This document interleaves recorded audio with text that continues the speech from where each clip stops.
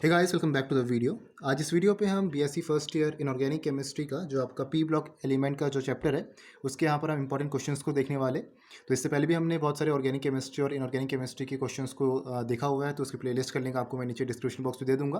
बाकी आप notes download कर सकते हो, फिजिक्स केमिस्ट्री मैथमेटिक्स के सब का लिंक मैंने नीचे डिस्क्रिप्शन बॉक्स में आपको दिया हुआ है। ठीक है, तो पी ब्लॉक एलिमेंट्स की अगर बात करें तो इसमें आपके 4-5 इंपॉर्टेंट टॉपिक्स है जो आपके सिलेबस में दिया है, वहीं आपसे पूछा जाएगा, इससे ज़्यादा आपका नहीं आएगा। अगर हम क्लास 12 में बात करें पी ब्लॉक में तो आपका बहुत सारा चीज़ें थी, जैसे नाइट्रिक एसिड की फॉर्मेशन, ऑस्टवाल्ड प्रोसेस हो गया, कॉन्टैक्ट प्रोसेस हो गया, तो उतना सब आपका नहीं यहाँ पूछा जाता है। बस आपके 2-4 इंपॉर्टेंट टॉपिक्स है वहीं आपके एग्जामिनेशन पे आते हैं बीएससी पे। ठीक है, कौन से वो टॉपिक्स? पहला आपका डायगोनल रिलेशनशिप, जिसमें आपकी सेम फिजिकल प्रॉपर्टीज़ और केमिकल प्रॉपर्टीज़ होती है। इनर्ट पेयर इफेक्ट इंपॉर्टेंट है, क्लास 12 में पढ़ा है आपने। तीसरा आता है इंटरहैलोजन कंपाउंड ग्रुप 17 का, ये भी इंपॉर्टेंट है। फोर्थ है डाइबोरिन प्रॉपर्टीज एंड स्ट्रक्चर। ठीक है, तो बेसिकली पी ब्लॉक में आपका ग्रुप 13 से लेकर ग्रुप 17 तक आपके पूछे आते जो भी आपके इंपॉर्टेंट क्वेश्चंस होते हैं। जो आपका ग्रुप 18 है इनर्ट गैस नोबल गैस का, वो वहाँ से आपके क्वेश्चंस नहीं आते। ग्रुप 13 कार्बन से लेकर और ग्रुप 17 हैलोजन तक, वहीं इसके बीच में आपके क्वेश्चन यहाँ पर पूछे जाएंगे एग्जामिनेशन पे। ठीक है, अब नेक्स्ट यहाँ पर हम कुछ आपके इंपॉर्टेंट क्वेश्चंस है चारों से हम लेंगे। यहाँ पर जो भी आपके 4 टॉपिक्स है वहाँ से हम देखते। तो पहले हम यहाँ पर बोरिन का लेते हैं। बोरॉन में आपके 2-4 इंपॉर्टेंट क्वेश्चंस बनते हैं। तो सबसे पहला क्वेश्चन आपका यहाँ पर जो बोरॉन फैमिली से है वो है कि discuss the physical properties of boron. अब आपके क्वेश्चन यहाँ पर फिजिकल प्रॉपर्टीज से भी आ सकता है, केमिकल प्रॉपर्टीज से भी आपका आ सकता है। वैसे बोरॉन की बात करें तो इसमें आपको जो डाइबोरेन है ये आपका इंपॉर्टेंट है। डाइबोरेन का स्ट्रक्चर और डाइबोरेन की प्रॉपर्टीज आपको दोनों पता होनी चाहिए। इसके नेक्स्ट वाले क्वेश्चन पे उसको हम डील करेंगे। ठीक है, और इसके जो पूरे नोट्स है जो भी इस वीडियो पे हम देखेंगे वो नोट्स मैं आपको टेलीग्राम पे प्रोवाइड कर दूंगा, तो आप चाहो तो ज्वाइन कर सकते हो। डिस्क्रिप्शन बॉक्स में मैंने उसका भी आपका लिंक दिया हुआ है। तो बोरॉन की फिजिकल प्रॉपर्टीज़ देखने से पहले हम बोरॉन के बारे में थोड़ा जान लेते हैं कि कौन से ग्रुप में आता है और कौन से एलिमेंट्स होते हैं इस ग्रुप में, और इलेक्ट्रॉनिक कन्फिग्रेशन वगैरह वो हम यहाँ पर देख लेते हैं। तो बोरॉन क्या है? Boron is the first member of group 13 of the periodic table. Group 13 जहाँ से आपका पी ब्लॉक यहाँ पर शुरू होता है, बोरॉन फैमिली। तो पहला मेंबर है आपका बोरॉन। इसका जो आपका सिंबल है वो बी है। ठीक है, और एटॉमिक नंबर आपका 5 है। Other members of this group are aluminium, gallium, indium and thallium. जो दूसरे मेंबर्स है आपके ग्रुप 13 के वो कौन से? एल्यूमिनियम, गैलियम, इंडियम और थैलियम है। ठीक है, फिर क्या लिखा है? Boron is the only non metal of this group. Boron ही आपका एक खाली ओनली नॉन मेटल है इस पूरे ग्रुप में। इलेक्ट्रॉनिक कन्फिग्रेशन की बात करें तो एटॉमिक नंबर 5 है, तो होगा 1s2, 2s2 और 2p1। जो आपके 2s2 और 2p1 है आपके पास यहाँ पर 3 क्या है? वैलेंस शेल, वैलेंस इलेक्ट्रॉन आपके पास यहाँ पर है, 3 वैलेंस इलेक्ट्रॉन। ठीक है, वैलेंस शेल पे और आउटरमोस्ट शेल पे आपके 3 इलेक्ट्रॉन्स है। Boron forms only covalent compounds. Boron ही आपके पास कोवेलेंट कंपाउंड फॉर्म करता है। बाकी जो आपके एलिमेंट्स है यहाँ पर एल्यूमिनियम, गैलियम, इंडियम और थैलियम, ये आपकी आयोनिक कंपाउंड्स फॉर्म करते हैं और साथ में कोवेलेंट कंपाउंड्स ही फॉर्म करते हैं। लेकिन बोरॉन ही आपका एक ओनली नॉन मेटल है जो आपका कोवेलेंट कंपाउंड फॉर्म करता है ग्रुप 13 में। ठीक है, और बाकी जो एलिमेंट्स है ये आपके आयोनिक कंपाउंड्स फॉर्म करते हैं और साथ में कोवेलेंट कंपाउंड्स भी आपके फॉर्म करते हैं। ठीक है, तो चीज़ क्लियर होगी। बोरॉन आपका नॉन मेटल है, कोवेलेंट कंपाउंड फॉर्म करता है। बोरॉन का जो आपका एटॉमिक नंबर है 5 है। इलेक्ट्रॉन कन्फिग्रेशन आपका ये रहता है। वैलेंस शेल में इसके 3 इलेक्ट्रॉन्स है। नेक्स्ट देखो, boron shows a maximum covalency of 4 while other elements of this group shows a maximum valency of 6। Boron आपके जो मैक्सिमम कोवेलेंसी 4 की दिखाता है। कोवेलेंसी मतलब कंबाइनिंग कैपेसिटी किसी भी एटम की, तो 4 आपका दिखा सकता है। जबकि जो आपके दूसरे एलिमेंट्स है इसी ग्रुप में, ग्रुप 13 पे, वो आपकी मैक्सिमम वैलेंसी 6 तक भी यहाँ पर दिखाते हैं। ठीक है, बोरॉन आपका जो यहाँ पर कंपाउंड फॉर्म करता है वो आपके इलेक्ट्रॉन डेफिशिएंट कंपाउंड होते हैं क्योंकि ऑक्टेट आपको कंप्लीट नहीं होता, whereas other elements of the group do not. ठीक है, बोरॉन ही आपका एक ऐसा एलिमेंट है ग्रुप 13 पे जो आपका इलेक्ट्रॉन डेफिशिएंट कंपाउंड है, जबकि जो दूसरे एलिमेंट है वो आपके इलेक्ट्रॉन डेफिशिएंट नहीं है। तो कुछ आपके इंपॉर्टेंट चीज़ें है, इंपॉर्टेंट आपको ये जो कॉन्सेप्ट है पता होने चाहिए फिजिकल प्रॉपर्टीज़ को जानने से पहले। अब हम 2-4 फिजिकल प्रॉपर्टीज़ देखते हैं बोरॉन की। तो फिजिकल प्रॉपर्टीज़ की बात करें बोरॉन की, तो आपका क्या लिखा है? पहला, boron is extremely hard solid with a high melting point. बहुत ज़्यादा मेल्टिंग पॉइंट है और बॉइलिंग पॉइंट भी आपका बहुत ज़्यादा है। मेल्टिंग पॉइंट आपका अराउंड 2450 केल्विन है और बॉइलिंग पॉइंट अराउंड 3970 केल्विन है। ठीक है, सेकेंड फिजिकल प्रॉपर्टी क्या है? Boron has low electrical and thermal conductivities. Electrical conductivity और थर्मल कंडक्टिविटी बहुत कम है बोरॉन की। एटलीस्ट 3 इलेक्ट्रोपिक फॉर्म्स, इसके आपके कम से कम 3 इलेक्ट्रोपिक फॉर्म्स होते हैं बोरॉन के। कौन कौन से? एमरफस बोरॉन आपका डार्क ब्राउन का होता है कलर पे, जबकि जो आपका क्रिस्टलाइन बोरॉन होता है वो आपका ब्लैक मेटेलिक लस्टर शो करता है। ठीक है, तो ये भी आपकी इंपॉर्टेंट चीज़ है। एक और आता है आपका, उस पर आप कह सकते हो आइसोटोपिक फॉर्म्स जो आपकी रहती है बोरॉन की। एक आपका 510 हो गया और एक 511 हो गया, 2 आपके मेन आइसोटोपिक फॉर्म्स होती है। और 80% आपका यहाँ पर जो B5 से 11 जो आपका ये रहता है ये आपके यहाँ 80% यहाँ पर रहता है और बाकी जो आपका 20% होता है 20% आपका यहाँ पर ये रहता है। ठीक है, तो आइसोटोपिक फॉर्म का भी आप बता सकते हो फिजिकल प्रॉपर्टीज़ में। तो ये 3-4 आपकी इंपॉर्टेंट फिजिकल प्रॉपर्टीज़ है बोरॉन की। नेक्स्ट जो आपका क्वेश्चन आता है वो है बोरॉन हाइड्राइड से। तो क्या पूछा गया है, what are boron hydrides, draw the structure of diborane. तो डाइबोरिन भी आपका एक बोरॉन हाइड्राइड ही है। तो क्या लिखा है यहाँ पर देखो, बोला कि number of hydrides of boron are known. बहुत सारे आपके नंबर ऑफ हाइड्राइड्स होते हैं बोरॉन के, उसमें से एक आपका डाइबोरिन है जिसका आपका जो फॉर्मूला रहता है वो B2H6 है और ये इंपॉर्टेंट है। They are called by general name borane. अब जितनी भी हाइड्राइड्स है उसको हम किसी जनरल नेम से बोलते हैं, उसका नाम है बोरेन। ठीक है, जैसे B2H6 हो गया, B4H10 हो गया, B5H9 हो गया, B6H10 हो गया। तो जितने भी आपको ये हाइड्राइड्स दिख रहे हैं बोरॉन के, तो इसको हम एक जनरल नेम से बोलते हैं जिसका नाम है बोरेन। ठीक है, तो क्या लिखा है यहाँ पर, these boranes are gaseous substances at room temperature. Room temperature में ये जो बोरेन्स है, ये जो आपके हाइड्राइड्स फॉर्म हो रखे, डाइबोरेन, टेट्राबोरेन, पेंटाबोरेन, हेक्साबोरेन, ये सब आपके क्या है, गैसियस सब्सटेंस है रूम टेम्परेचर पे। ठीक है, तो जैसे आपका B2H6 एक हाइड्राइड है, डाइबोरेन इसे हम कहते हैं, ये आपको मोस्ट इंपॉर्टेंट है। फिर आपका B4H10 है, ये आपका टेट्राबोरेन है। B5H9 है, ये आपका पेंटाबोरेन है। B6H10 है, ये आपका हेक्साबोरेन है। तो ये कुछ आपके वेल नोन बोरॉन हाइड्राइड्स है। ठीक है, और इन्हीं का जो आपका जनरल नेम होता है इन सब हाइड्राइड्स का, उसे हम कहते हैं बोरेन। फिर क्या लिखा है, the most important hydride of boron is diborane. जो इसमें आपका मोस्ट इंपॉर्टेंट हाइड्राइड है वो आपका डाइबोरेन है, जिसका जो आपका वो है फॉर्मूला है वो आपका B2H6 है। ठीक है, अब हम आपका जो मोस्ट इंपॉर्टेंट यहाँ पर चीज़ आती है, जो आपके सिलेबस में भी दे रखा है, वह है स्ट्रक्चर ऑफ डाइबोरेन। तो अगर यहाँ पर हम डाइबोरेन की बात करें, तो अगर हम बोरेन का इलेक्ट्रॉन कन्फिगरेशन देखें तो क्या होता है, 1s2 2s2 और 2p1। तो इसके वैलेंस शेल पे जो आउटर मोस्ट शेल है उसमें कितने इलेक्ट्रॉन्स है, 3 इलेक्ट्रॉन्स है। तो borane has 3 electrons in its valence shell, 1s2 2s2 2p1। तो आपका जो ये वाला है 2s2 2p1, इसमें आपके कितने 3 इलेक्ट्रॉन्स है टोटल, मतलब 3 आपके यहाँ पर आउटर मोस्ट शेल पे इलेक्ट्रॉन्स होने वाले हैं। अगर इसका यहाँ पर हम प्रॉपर हाइब्रिडाइजेशन अगर हम देखें तो ये आपका क्या है, 2 बोरेन है, 2 बोरॉन आपके पास यहाँ पर है। तो क्या है, 1s में 2 इलेक्ट्रॉन्स है, 2s में 2 इलेक्ट्रॉन्स है, और p ऑर्बिटल में 2p ऑर्बिटल जो आपका है 2px 2py 2pz। ठीक है, अलग अलग एक्सिस में। तो 2px में आपका क्या है, एक अनपेयर्ड इलेक्ट्रॉन है। ठीक है, तो 1s पे 2, 2s पे 2 और 2px पे 1। तो ये आपका ग्राउंड स्टेट है। अगर यहाँ पर एक्साइटेड स्टेट की बात करूँ तो होगा क्या, आपका 2s में से आपका एक इलेक्ट्रॉन जम करके कहाँ चले जाएगा, 2py पे चले जाएगा। तो क्या मिला आपको एक्साइटेड स्टेट में, आपको यहाँ पर 2s पे आपका एक ही इलेक्ट्रॉन है, जम करके कहाँ चले गया, यहाँ पर चले गया। ठीक है, तो इसमें क्या है, अभी आपका इसमें आपके 3 क्या है, अनपेयर्ड हाइब्रिड ऑर्बिटल है, और एक आपका वैकेंट यहाँ पर pz ऑर्बिटल है। ठीक है, ये आपके जो चार है ये आपके क्या है, यहाँ पर हाइब्रिडाइज्ड ऑर्बिटल है। ठीक है, 3 इसमें आपके अनपेयर्ड है और एक आपका यहाँ पर वैकेंट है। अब इसका स्ट्रक्चर यहाँ पर हम देखते हैं। नेक्स्ट देखो आपको क्या यहाँ पर लिखा है कि there are only 3 valence electron on each boron atom. आपके हर एक बोरॉन एटम पे 2 बोरॉन एटम आपके पास थे, तो और उसमें क्या आपके 3 ही वैलेंस इलेक्ट्रॉन्स है बाय द इलेक्ट्रॉनिक कन्फिग्रेशन। ठीक है, तो क्या लिखा है, so 3 of the hybrid orbitals are singly occupied while the 4th hybrid orbital remains vacant. तो इसमें अगर हम देखें तो इसमें आपका क्या है, यहाँ पर आपका जो बोरॉन पे क्या है, 3 ही वैलेंस इलेक्ट्रॉन है। ठीक है, तो इसमें क्या आपका देखो, जब आपका एक्साइटेड स्टेट में गया यहाँ पर, तो इसमें तो आपके क्या है, 3 अनपेयर्ड इलेक्ट्रॉन्स है, लेकिन यहाँ पर आपका ये वाला जो है हाइब्रिड ऑर्बिटल, ये आपका वैकेंट है। ठीक है, अब देखो नेक्स्ट यहाँ पर क्या लिखा है, the 2 half filled hybrid orbitals of each boron atom overlap with 1s orbital of 2 hydrogen atom. तो इस स्ट्रक्चर पे यहाँ अगर हम देखें तो आपके पास यहाँ पर 2 बोरॉन एटम है। ठीक है, तो हमें पता है कि यहाँ पर आपके 3 वैलेंस इलेक्ट्रॉन है और एक आपका क्या यहाँ पर वैकेंट है। तो जो 3 हमने यहाँ पर बना रखे, ये आपके क्या है, अनपेयर्ड इलेक्ट्रॉन है। अब होगा कि यहाँ पर इसके लिए आपके पास क्या है, 3 हाइड्रोजन्स भी है। तो इसमें आपके जो क्या है, देखो क्या लिखा है यहाँ पर, the 2 half filled hybrid orbitals of each boron atom. जो आपके 2 हाफ फिल्ड हाइब्रिड ऑर्बिटल्स है हर बोरॉन एटम के, एक आपका ये हो गया और एक आपका यहाँ पर ये हो गया, overlap with 1s orbital of 2 hydrogen atoms. तो ये किसके साथ ओवरलैप कर रहे हैं, हाइड्रोजन एटम के साथ, जिसमें आपका क्या है, 1s ऑर्बिटल है। एक आपका हाइड्रोजन का 1s यहाँ से आ गया और एक आपका 1s1 यहाँ से आ गया। तो दोनों आपका ओवरलैप करेंगे तो यहाँ से आपका बॉन्ड फॉर्मेशन हो जाएगा। फिर क्या लिखा है, thus giving rise to in all 4 BH regular covalent bonds. तो 2 आपके यहाँ पर जो बॉन्ड्स यहाँ पर बने, और सिमिलर तरीके से आपके यहाँ पर जो 2 आपके अनपेयर्ड इलेक्ट्रॉन्स थे, उन्होंने क्या करा, कंबाइन करा हाइड्रोजन के 1s ऑर्बिटल से। तो यहाँ पर भी आपका बॉन्ड फॉर्मेशन हो गया। क्लियर हो गया ये चीज़ यहाँ से। ठीक है, नेक्स्ट क्या लिखा है यहाँ पर देखो, now each boron atom is left with 1 half filled and 1 vacant hybrid orbital. अब देखो यहाँ पर जो आपके 2 हाफ फिल्ड थे, 2 हाफ फिल्ड तो आपके कंबाइन हो गए 2 हाइड्रोजन के साथ। अब आपका क्या बचा, एक आपका हाफ फिल्ड बचा और एक आपका क्या बचा, यहाँ पर वैकेंट बचा। 2 तो आपके कंबाइन हो गए, एक हाइड्रोजन इसके साथ, एक आपका हाइड्रोजन 1s इसके साथ। अब आपके क्या बचा यहाँ पर, एक आपका यहाँ पर अनपेयर्ड बचा और एक आपका यहाँ पर क्या बचा, वैकेंट बचा। ठीक है, तो होगा क्या, यहाँ पर देखो लिखा कि now each boron atom is left with one half filled and one vacant hybrid orbital.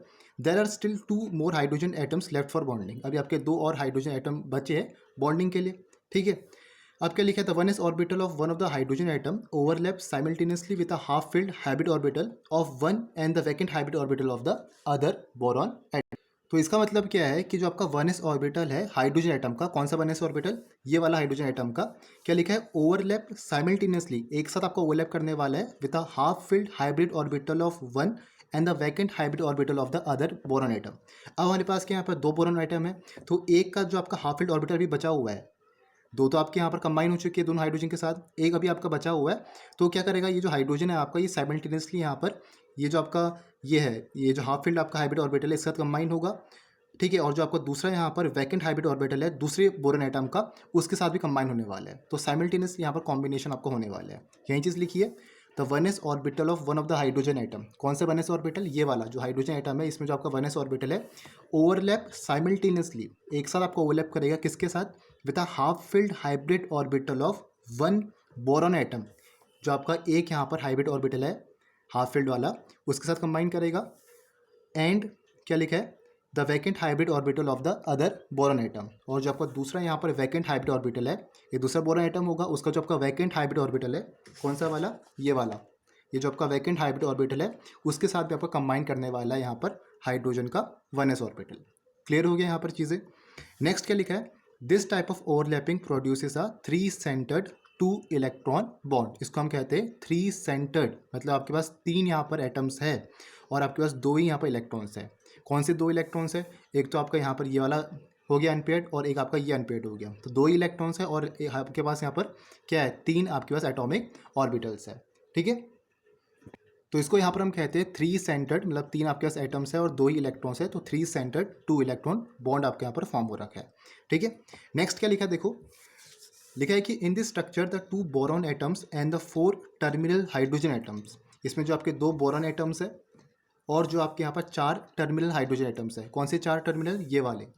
ठीक है, लाई इन वन प्लेन, ये आपके एक ही प्लेन पे लाई करेंगे। जो आपके पास यहाँ पर ये 2 बोरॉन एटम्स है और जो 4 आपके टर्मिनल हाइड्रोजन एटम्स है, ये आपके एक ही प्लेन पे लाई कर रहे हैं। जबकि जो ये आपके 2 हाइड्रोजन्स है, ये जो आपके 2 यहाँ पर हाइड्रोजन्स है, ये आपके अबव द प्लेन और बिलो द प्लेन यहाँ पर लाई करेंगे।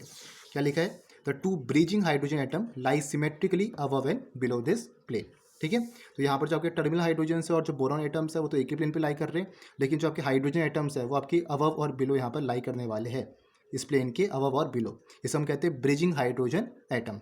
और ये जो पूरा आपका स्ट्रक्चर होता है डाइबोरेन का B2H6 का, ये आपका एक स्टेबल स्ट्रक्चर माना जाता है। क्लियर हो गया यहाँ पर कैसे आपका B2H6 स्ट्रक्चर बना हुआ है।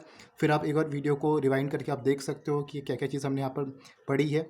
ठीक है, इसमें हमने पहले 3 सेंटर्ड 2 इलेक्ट्रॉन बॉन्ड यहाँ पर देखा, इसका हाइब्रिडाइजेशन हमने देखा किस तरीके से आपका होता है। एक्साइटेड स्टेट में आपका यहाँ पर गया, तो यहाँ पर आपका देखो 3 तो आपके क्या यहाँ पर हाफ फील्ड है, एक आपका वैकेंट हाइब्रिड ऑर्बिटल है। तो आपका हुआ क्या, यहाँ पर 3 तो आपके फॉर्म हो गए, एक आपका यहाँ पर फॉर्म हुआ, एक आपका यहाँ पर फॉर्म हुआ हाइड्रोजन से, और एक जो तीसरा वाला है वो आपका क्या हुआ, यहाँ पर तो आपका फॉर्म हुआ, लेकिन साथ में जो आपका दूसरे वाले बोरॉन एटम का वैकेंट वाला था उसके साथ भी वो साइमल्टेनियसली कंबाइन कर गया।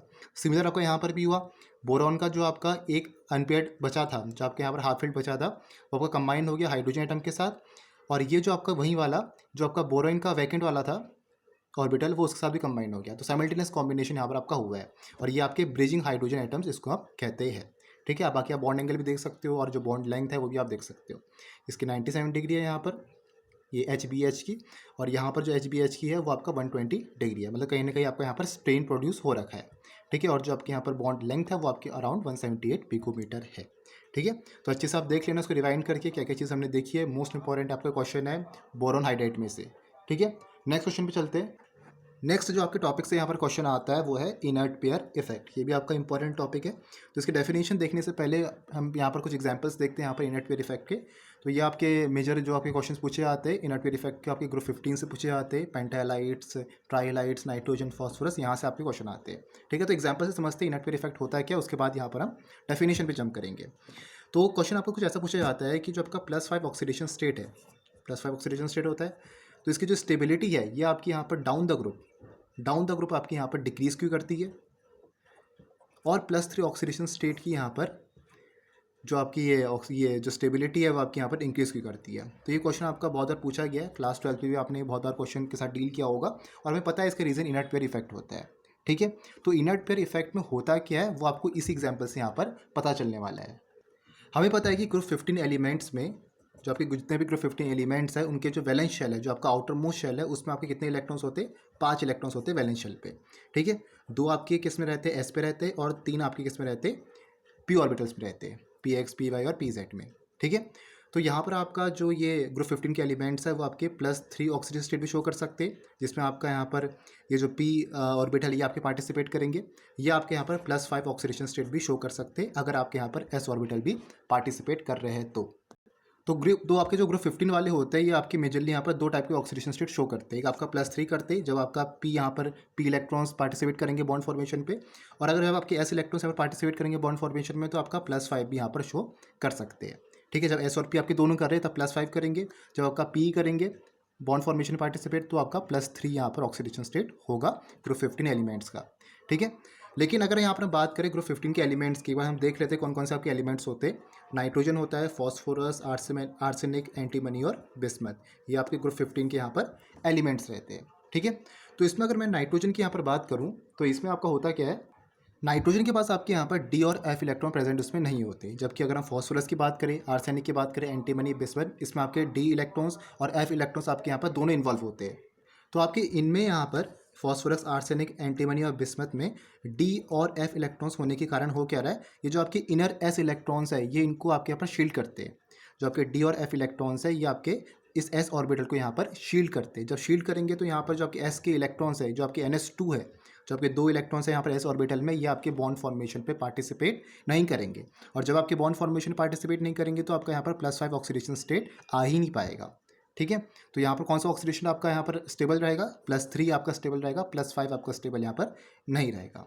ठीक है, तो इसी को यहाँ पर हम इनर्ट पेयर इफेक्ट कहते हैं। नाइट्रोजन पे आपके डी और एफ इलेक्ट्रॉन प्रेजेंट नहीं होते, जब आपके प्रेजेंट नहीं होंगे तो कोई शील्डिंग इफेक्ट आपका होगा नहीं, तो जिसकी वजह से आपके जो एस इलेक्ट्रॉन्स है, एस में जो आपके 2 इलेक्ट्रॉन्स है वो भी आपके पार्टिसिपेट करेंगे बॉन्ड फॉर्मेशन पे, तो वो अगर आपके पार्टिसिपेट करेंगे पी के साथ तो आपके यहाँ पर +5 ऑक्सीडेशन स्टेट तक जा सकता है।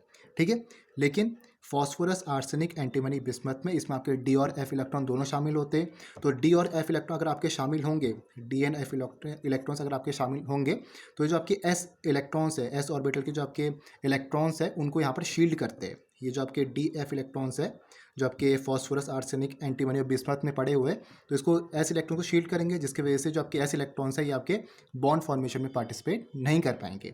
बॉन्ड फॉर्मेशन पार्टिसिपेट नहीं करेंगे तो आपका +5 ऑक्सीडेशन स्टेट तक वो जा नहीं पाएंगे, जिस कारण आपका जो +5 ऑक्सीडेशन स्टेट है वो आपका अनस्टेबल रहता है डाउन द ग्रुप, और +3 आपका यहाँ पर स्टेबल होता है।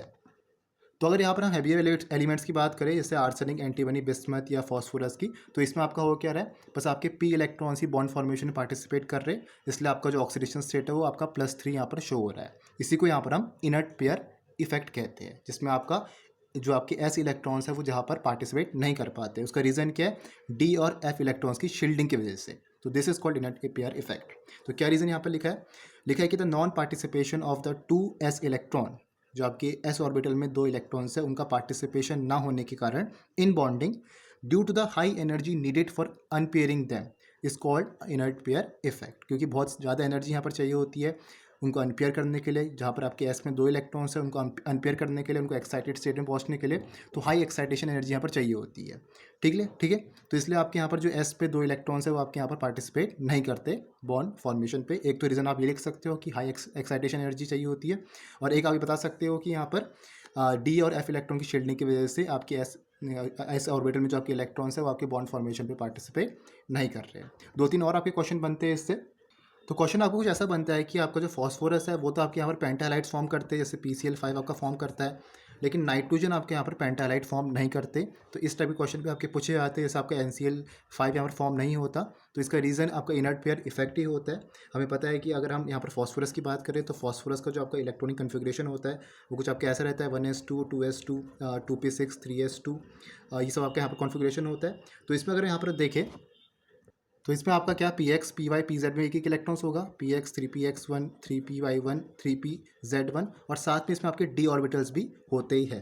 तो आपके फॉस्फोरस में डी ऑर्बिटल्स होने के कारण आपका यहाँ पर एक्साइटेशन पॉसिबल है।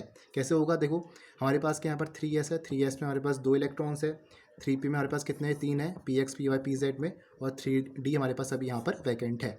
ठीक है, तो इसमें क्या होगा, अगर हम एक्साइटेशन करेंगे तो आपका होगा क्या, एक इलेक्ट्रॉन आपका जंप करेगा यहाँ पर, तो क्या बन जाएगा यहाँ पर आपका 1 2 3 4 5 एक इलेक्ट्रॉन आपका यहाँ पर आ जाएगा।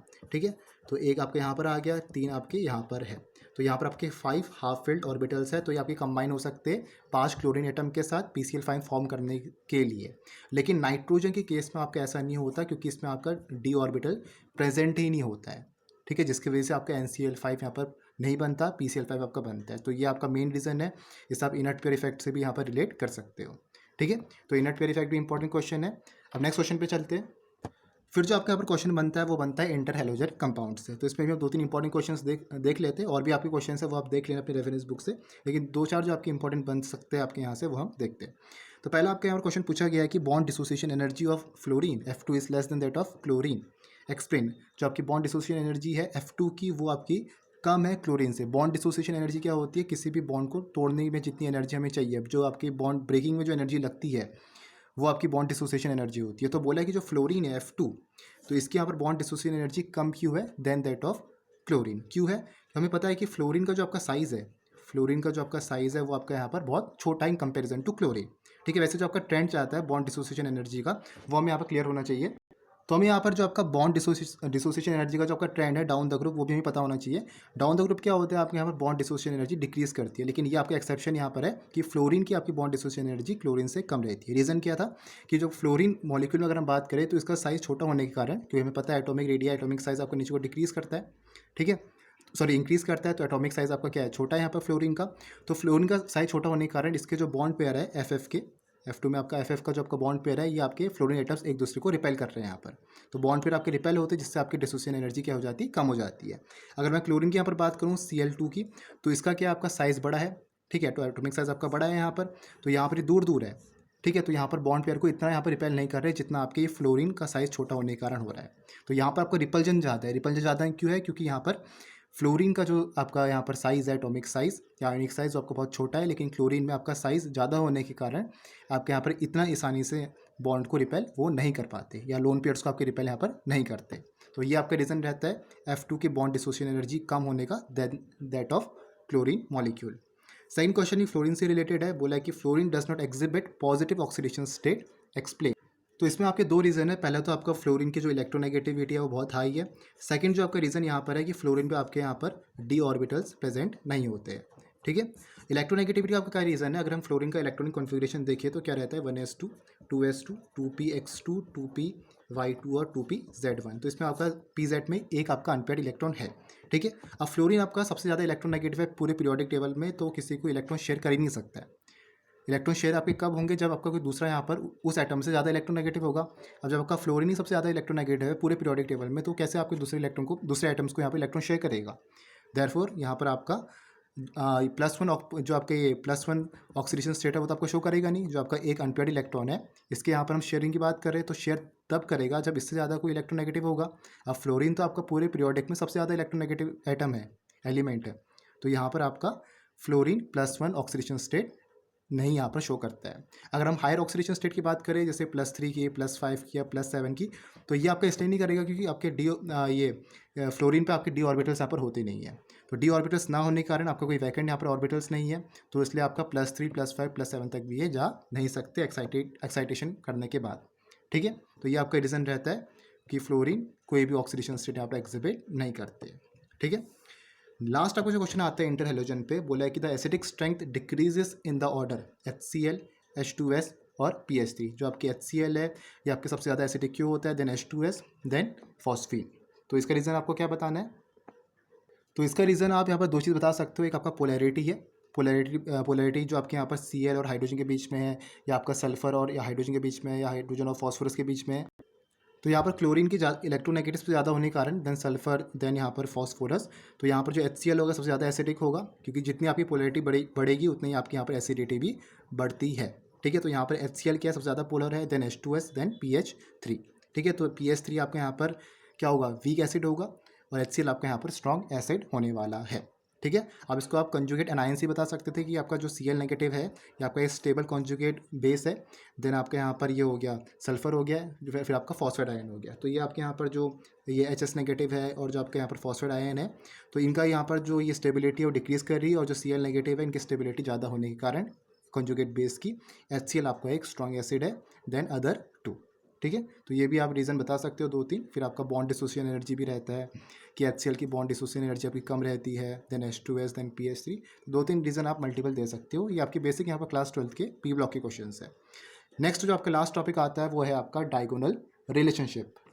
डायगोनल रिलेशनशिप आपका यहाँ पर इंपॉर्टेंट S ब्लॉक में भी था और P ब्लॉक में भी आपके क्वेश्चन यहाँ पर कभी कभी पूछे जाते हैं। वैसे मेजर आपके S ब्लॉक से आते हैं, जैसे आपने उसमें डायगोनल रिलेशनशिप में आपने देखा है कि जैसे आपका लिथियम हो गया, मैग्नीशियम हो गया, फिर आपका जैसे बेरिलियम हो गया और आपका यहाँ पर एल्यूमिनियम हो गया, तो इनमें आपका डायगोनल रिलेशनशिप होता है। ठीक है। जो आपके यहाँ पर ये जो सेकंड पीरियड और थर्ड पीरियड के होते या कह सकते हो फर्स्ट ग्रुप के या सेकंड ग्रुप के, तो उनमें आपका डायगोनल रिलेशनशिप होता है। डायगोनल रिलेशनशिप मतलब आपकी जो केमिकल प्रॉपर्टीज़ और फिजिकल प्रॉपर्टीज़ है वो आपके यहाँ पर दोनों की सिमिलर होती है। ठीक है। जैसे आपका बेरिलियम जो है, बेरिलियम आपका पीरियड 2 में आता है, और जो आपका ये है एल्यूमिनियम है ये आपका थर्ड पीरियड में आता है। तो दोनों के बीच में आपकी क्या है, फिजिकल प्रॉपर्टीज़ और केमिकल प्रॉपर्टीज़ आपकी लगभग सिमिलर है। ठीक है। तो इसी से रिलेटेड आपके क्वेश्चन पूछे जाते हैं BSc पे। S ब्लॉक में आपके ज़्यादा आते हैं। P ब्लॉक में आपकी जैसे ये बोरॉन हो गया और सिलिकॉन हो गया, इनमें आपकी जो केमिकल प्रॉपर्टीज़ फिजिकल प्रॉपर्टीज़ रहती है, या फिर आपका जो कार्बन हो गया और फॉस्फोरस के बीच में जो रहती है, नाइट्रोजन और सल्फर के बीच में रहती है, तो इनमें आपके यहाँ पर physical properties chemical properties similar रहती है। तो इनके बारे में जैसे एसिडिक ऑक्साइड्स बेसिक ऑक्साइड्स कैसे फॉर्म करते हैं, किनसे रिएक्ट करवाते हैं, तो दोनों आपको सिमिलर यहाँ पर चीज़ें मिलेगी इन दोनों एलिमेंट्स के बीच में। ये दोनों आपके डायगोनल रिलेशनशिप यहाँ पर शो करते ही है। तो ये टाइप के क्वेश्चंस आपके मेजर आपके जो लॉन्ग आंसर टाइप क्वेश्चंस होते हैं वहाँ पर ज़्यादा पूछे जाते हैं, तो इनको भी आपको देख के जाना है। ठीक है। वैसे हमने S ब्लॉक में बात कर रही थी जो हमने रिवीजन देखा था उसमें, तो सिमिलर आपका P ब्लॉक में। तो ये कुछ आपके इंपॉर्टेंट टॉपिक्स थे, उसके हमने कुछ क्वेश्चन यहाँ पर देखे। आगे अगर और भी आपके प्रीवियस ईयर में कुछ क्वेश्चन मुझे मिलेंगे तो वो भी हम डील करेंगे। बाकी आप इसको नोट्स को डाउनलोड कर सकते हो, डिस्क्रिप्शन बॉक्स में लिंक दिया हुआ है। टेलीग्राम पे भी मैं इसका जो आज हमने देखा उसकी PDF आपको मैं प्रोवाइड कर लूँगा। तो hope you like this video. मिलेंगे नेक्स्ट वीडियो पे। Thank you for watching this video.